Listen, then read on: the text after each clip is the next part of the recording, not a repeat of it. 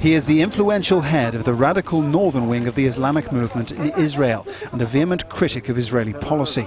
But today, instead of preparing for a speaking engagement at the British Parliament, Sheikh Salah is sitting in a police cell awaiting deportation from Britain. His supporters are furious.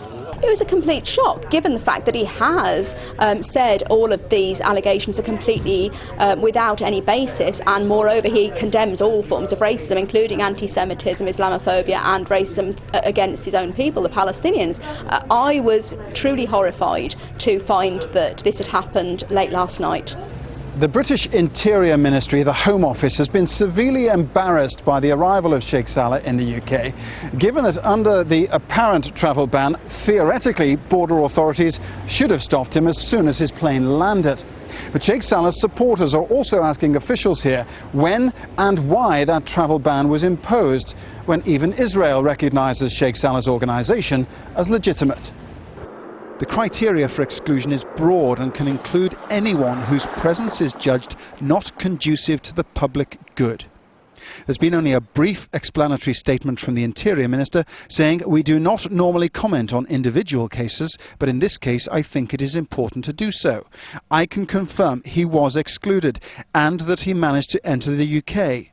He has now been detained and the UK Border Agency is now making arrangements to remove him." Salah has had multiple run-ins with the Israeli authorities in the past. He spent 2 years behind bars in 2003, accused of raising millions of pounds for Hamas. But the motives for the British authorities detaining him now are far from clear.